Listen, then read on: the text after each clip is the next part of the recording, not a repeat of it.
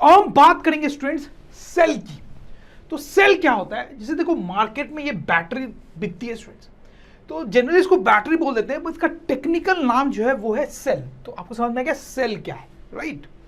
अब जैसे देखो एक छोटा सा काम करते हैं यहाँ पे, हम ये हमने एक सेल लिया स्टूडेंट्स, ठीक है, मार्केट से खरीद के लाए, और एक कॉपर वायर लेके हमने इस तरीके से उसके अराउंड कनेक्ट कर दिया। कर सकते हैं सर, ठीक है। अब देखो स्टूडेंट्स क्या होता है कि अगर आपने सेल को देखा है ध्यान से तो आपको पता होगा कि उसके एक एंड पे जो है वो थोड़ा सा कुछ छोटा सा पार्ट निकला हुआ सा होता है, लेकिन दूसरा एंड उसका फ्लैट होता है। तो उसको आप और ध्यान से देखोगे तो आपको इस एंड पे प्लस साइन एक छोटा सा बना हुआ दिखेगा और इस एंड पे निगेटिव साइन। तो उसका मतलब क्या होता है स्टूडेंट्स कि अगर आपने सेल को इस तरह से एक वायर के अराउंड ऐसे कनेक्ट कर दिया है, तो ये वाला जो एंड है जहां पे छोटा सा पार्ट निकला हुआ है या प्लस साइन बना हुआ है, वहां पे हाई पोटेंशियल क्रिएट हो जाता है। क्या क्रिएट हो जाता है? High potential, right students. वो प्लस साइन का मतलब ये है कि यहां पे हाई पोटेंशियल क्रिएट होगा, और यहां जहां निगेटिव साइन बना हुआ है उसका मतलब होता है कि वहां पे लो पोटेंशियल क्रिएट हो जाएगा। समझ रहे स्टूडेंट्स आप? तो आपको समझ में आया कि सेल को इस तरह से कनेक्ट करने से क्या होता है, एक एंड पे हाई पोटेंशियल क्रिएट हो जाता है, दूसरे एंड पे लो पोटेंशियल क्रिएट हो जाता है, राइट। अच्छा, अब अगर आप ये दोनों पॉइंट लेंगे तो आपको ये समझ में आ गया कि उनके बीच में पोटेंशियल डिफरेंस आ गया है, राइट। तो वो पोटेंशियल डिफरेंस है कितना, वो पोटेंशियल डिफरेंस जो है वो कितना है स्टूडेंट्स, वो कैसे पता चलेगा? देखो स्टूडेंट्स, तो उस बैटरी पे ही लिखा होता है जनरली जो हम मार्केट से लेके आते हैं कि उसको इस तरह से कनेक्ट करने पे क्या पोटेंशियल डिफरेंस क्रिएट होता है। और जनरली जो बैटरीज मिलती है मार्केट में उन पे 1.5 लिखा होता है। इसका मतलब कि इस पॉइंट और इस पॉइंट के बीच में जो पोटेंशियल डिफरेंस क्रिएट होता है दैट इज 1.5 वोल्ट। समझ में आ रही बात स्टूडेंट्स आपको कि इस सेल को यहां पे कनेक्ट करने से क्या हुआ? अच्छा, जनरली उस पे 1.5 लिखा होता है, इसका मतलब 1.5 वोल्ट का पोटेंशियल डिफरेंस क्रिएट हुआ। बट ऐसी बैटरी भी हो सकती है जिस पे 2 लिखा हो, 3 लिखा हो, 4, 5, 6 कुछ भी लिखा हो। तो अगर 2 लिखा हुआ है तो मतलब इन दोनों पॉइंट के बीच में जो पोटेंशियल डिफरेंस क्रिएट होगा वो कितना होगा? 2 वोल्ट। 5 लिखा हुआ है तो मतलब दोनों पॉइंट के बीच में जो पोटेंशियल डिफरेंस क्रिएट होगा वो कितना होगा? 5 वोल्ट। तो वो आप समझ रहे हो स्टूडेंट्स, राइट। अच्छा, अब आप देखो स्टूडेंट्स, क्योंकि यहां पे हाई पोटेंशियल है और यहां पे लो पोटेंशियल है, तो आपको तो पता है उसके कारण क्या होगा? करंट फ्लो करेगा, राइट। करंट फ्लो करेगा। तो कैसे करंट फ्लो करेगा? तो हाई से लो की तरफ करता है, तो स्टूडेंट आप समझ सकते हैं इस डायरेक्शन में इस तरह से करंट का फ्लो होगा, जैसा कि एरो बनाया गया है। ध्यान से देखिए, हाई पोटेंशियल से लो पोटेंशियल की तरफ करंट का फ्लो होगा, राइट स्टूडेंट। समझ में आई बात? I hope you are getting this. ये आपको पूरा समझ में आना चाहिए कि इस तरह से हमने एक सेल लगाया, एक वायर लगाया ऐसे कॉपर का, तो यहाँ पे हाई पोटेंशियल क्रिएट हुआ, यहाँ पे लो पोटेंशियल क्रिएट हुआ। और जैसा हमने पढ़ा है कि हाई पोटेंशियल से लो पोटेंशियल की तरफ करंट का फ्लो होता है, तो यहाँ पे हाई पोटेंशियल से लो पोटेंशियल की तरफ करंट फ्लो कर रहा है, जैसे एरो से हमने शो किया, राइट। अच्छा, एक चीज और आप मुझे बताओ कि हमें ये तो पता है कि जब करंट फ्लो करता है, इलेक्ट्रिक करंट फ्लो करता है, तो चार्ज मूव कर रहा होता है, चार्ज। अच्छा, अब क्योंकि ये कॉपर का वायर है तो इसमें कैसा चार्ज मूव कर रहा होगा? क्या इसमें प्रोटॉन मूव कर रहा होगा या इलेक्ट्रॉन मूव कर रहा होगा? बताया स्टूडेंट्स, कंडक्टर्स में मैंने आपको बताया था कि क्या होता है। तो आपको पता है प्रोटॉन्स तो मूव नहीं कर रहे होंगे, इलेक्ट्रॉन, निगेटिव इलेक्ट्रॉन जो है वो ही मूव कर रहा होगा, ठीक।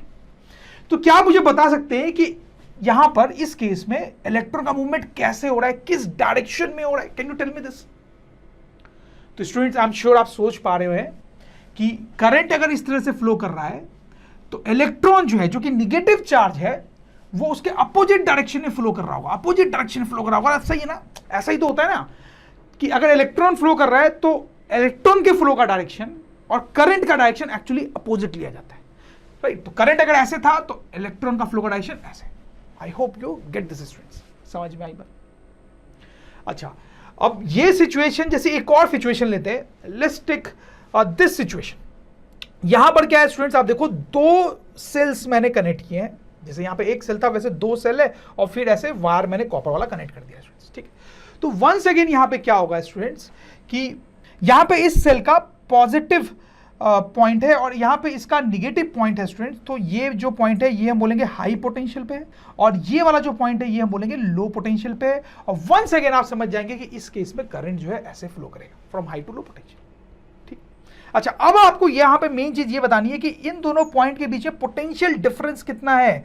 पोटेंशियल डिफरेंस को शॉर्ट में मैं लिख रहा हूं ठीक है, आप एग्जाम में लिखेंगे तो पूरा लिखेंगे पोटेंशियल डिफरेंस कितना होगा। तो स्टूडेंट देखो यहां पर दो सेल्स हैं, तो अगर ये 1.5 वोल्ट का है और ये भी 1.5 वोल्ट का है, मतलब यही वाली सेल है जो दो बार लगाई गई है, तो यहां पे पोटेंशियल डिफरेंस हो जाएगा 2 into 1.5, so that is 3 volt. 3 volt, तो इन दोनों पॉइंट के बीच में यहां पे पोटेंशियल डिफरेंस हो जाएगा 3 वोल्ट। तो स्टूडेंट्स उसी तरीके से अगर हमने 2 नहीं 3 सेल लगाए होते तो पोटेंशियल डिफरेंस कितना होता, आप समझ सकते हैं। उस केस में पोटेंशियल डिफरेंस निकालने के लिए 1.5 को 3 से मल्टीप्लाई करते, सो हो जाता 4.5 वोल्ट। इसी तरह से अगर 4, 4, 5, 6 जितने भी सेल्स लगा लो आप उसको हैंडल कर लोगे, आई एम श्योर। समझ में आ रही बात है स्टूडेंट्स आपको? अच्छा, अब यहां पे एक और चीज मैं आपको छोटा सा बताना चाहता हूं कि सेल और बैटरी, ये दो वर्ड्स में कई बार स्टूडेंट्स कंफ्यूज हो जाते हैं, तो थोड़ा सा बात कर लेते हैं। उनको लगता है कि ये सेम ही है, सेम जैसा है, एग्जैक्टली सेम नहीं है। सेल का मतलब तो मैंने आपको बताया, एक सेल आप यहां से निकाल लो, that is cell, that is cell, ठीक है, जैसे यहां पे एक सेल लगाया हमने। ठीक, बैटरी का मतलब होता है स्टूडेंट्स कॉम्बिनेशन ऑफ सेल्स। क्या होता है? Combination of cells. ठीक है, मतलब अगर आपने 2 सेल्स को साथ में लगा दिया तो उसको एक बैटरी बोलेंगे, 3 सेल्स को साथ में किस तरह से लगाया तो उसको बैटरी बोलेंगे, राइट। तो जैसे हम यहां पे बोलेंगे एक सेल है, ये दूसरा सेल है, ये तीसरा सेल है, ठीक है, लेकिन ये पूरी की पूरी एक बैटरी कहलाएगी, पूरी की पूरी एक बैटरी कहलाएगी, ठीक है। Combination of cells will be called a battery, right. चलो अब एक और टर्म मैं आपको छोटा सा यहां पे बताता हूं which is very simple and very important, electric circuit. अब ये इलेक्ट्रिक सर्किट क्या होता है स्टूडेंट्स? बड़ा सिंपल है। इस टाइप का जो सेटअप है कोई जिसमें इलेक्ट्रिक करंट फ्लो कर पा रहा है उसको बोलते हैं इलेक्ट्रिक सर्किट, या ये भी एक इलेक्ट्रिक सर्किट ही हुआ क्योंकि ये भी एक ऐसा सेटअप है जिसमें इलेक्ट्रिक करंट फ्लो कर पा रहा है। तो ऐसा कोई भी सेटअप, जैसे 2 एग्जांपल्स यहां पे है और भी बहुत एग्जांपल्स हम आगे देखेंगे, ऐसा कोई भी सेटअप जिसमें इलेक्ट्रिक करंट फ्लो कर पाए, that is called electric circuit. I hope you get this. अब यहां पे एक और छोटा सा पॉइंट, जिसे सपोज करो स्टूडेंट्स कि ये एक इलेक्ट्रिक सर्किट है जिसमें करंट फ्लो कर रहा है, राइट। अब आपने क्या किया, यहां से कॉपर वायर को काट के थोड़ा सा हटा दिया, ठीक। तो क्या अब यहां पे करंट, इलेक्ट्रिक करंट फ्लो करेगा? No students, no. अब यहां पे इलेक्ट्रिक करंट फ्लो नहीं कर पाएगा। उसी तरीके से अगर आप इस सर्किट में भी कहीं से कॉपर का वायर थोड़ा सा काट के हटा दो तो इसमें भी अब इलेक्ट्रिक करंट फ्लो नहीं कर पाएगा।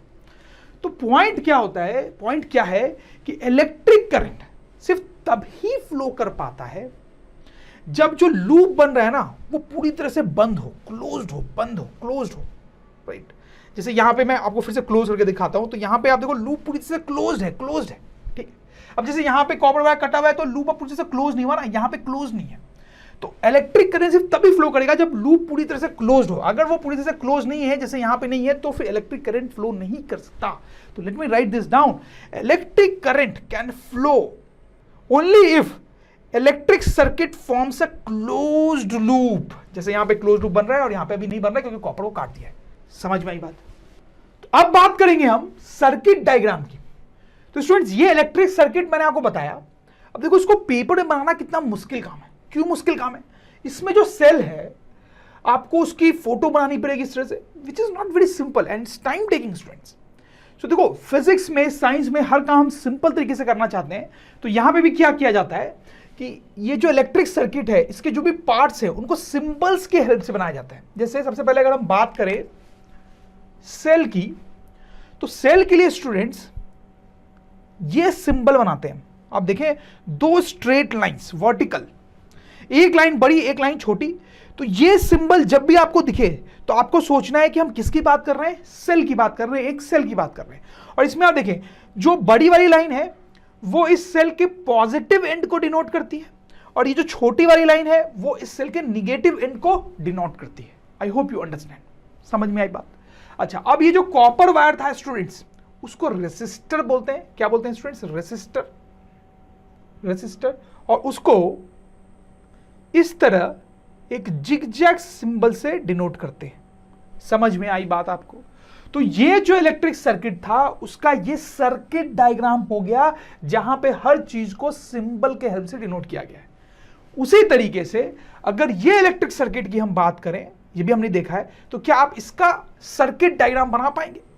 बना पाएंगे स्टूडेंट। देखो यहां पे आप देखो 2 सेल हैं, तो इस तरीके से ये एक सेल रिप्रेजेंट कर रहा है, ये सिंबल, ये दूसरे सेल को रिप्रेजेंट कर रहा है।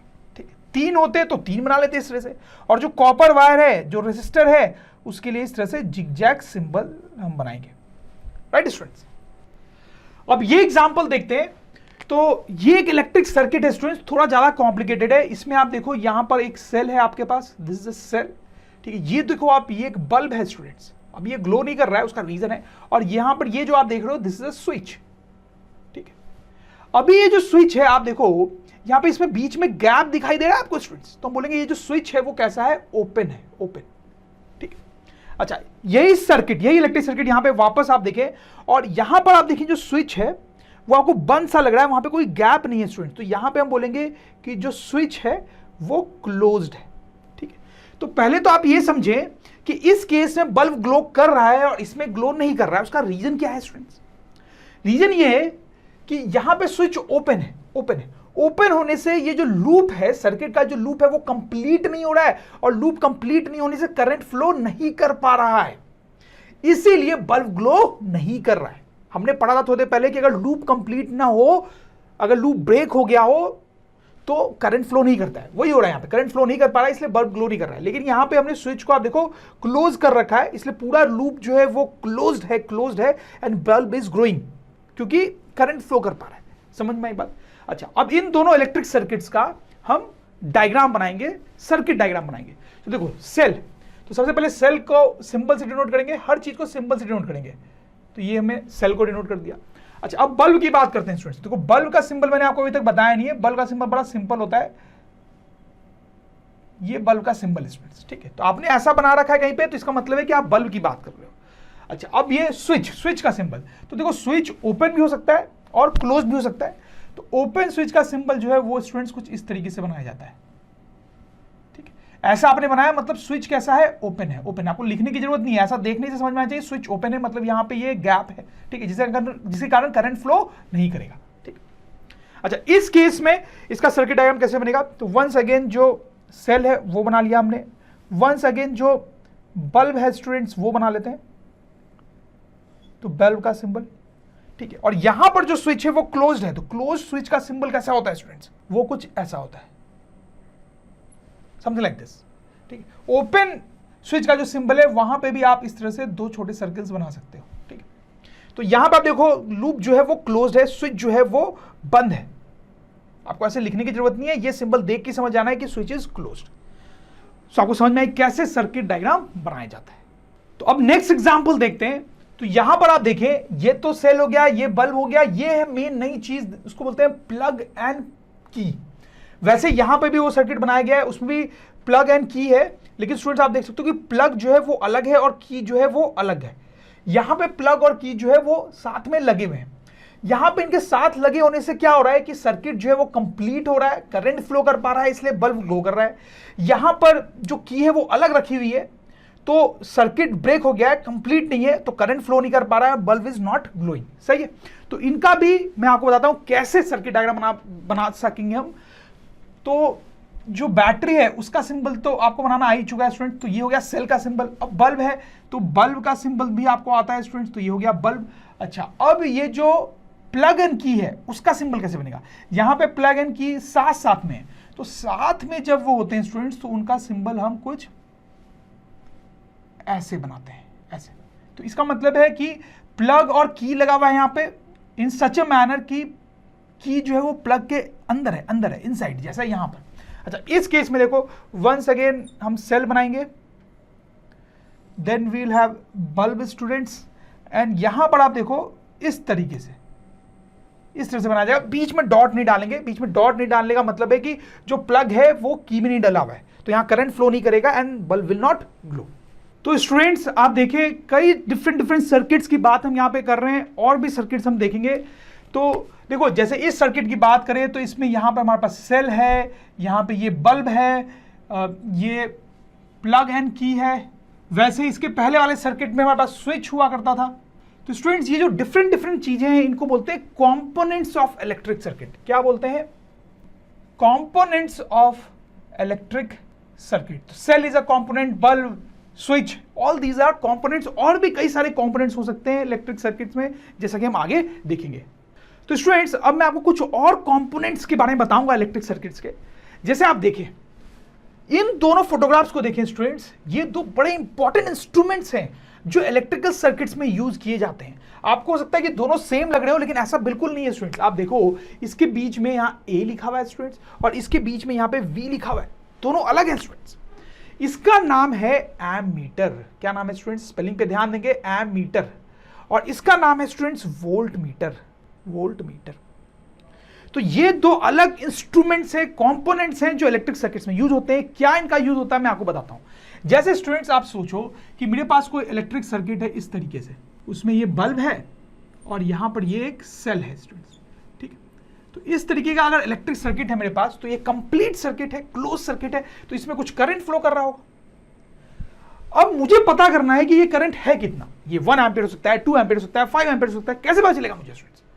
तो स्टूडेंट्स, वो करंट की वैल्यू जो है वो इस एमीटर के हेल्प से पता चलेगी। तो ammeter is a very important instrument. हम लिख भी सकते हैं कि ammeter is an instrument through which we can find out the value of current in an electric circuit. तो कैसे इसके हेल्प से करंट पता कर पाएंगे? Let's see that. तो सबसे पहले तो मैं आपको बता दूं कि इसका सिंबल क्या होता है स्टूडेंट्स। इसका सिंबल कुछ ऐसा होता है, एमीटर का सिंबल ऐसा होता है। एक सर्किल बनाते हैं और उसमें बीच में कैपिटल ए लिखते हैं, दिस सिंबल ऑफ एमीटर। तो अगर आपको ये करंट पता करना है तो आप क्या करोगे, यहां पर बल्ब के साथ ये सिंबल बना दोगे। तो ये सिंबल बनाने का मतलब है कि आपने यहां पर एमीटर कनेक्ट कर रखा है स्टूडेंट्स। तो अब क्या होगा, जब आप एमीटर को कनेक्ट करोगे तो आप देख सकते हो एमीटर में नीडल होती है स्टूडेंट्स, ये मूव कर सकती है। तो हो सकता है कि जब आप इसको कनेक्ट करो एमीटर को इस तरह से, तो ये नीडल मूव करके यहां आ जाएगी। तो स्टूडेंट्स, आप समझ जाओगे कि कितना करंट फ्लो कर रहा है, 2 एम्पीयर। अगर ये नीडल मूव करके यहां गई होती तो आप समझ जाते स्टूडेंट कितना करंट फ्लो कर रहा है, 4 एम्पीयर। समझ लो। तो इस तरीके से एमीटर जो है आपको बता सकता है कि कितना करंट किसी सर्किट में फ्लो कर रहा है।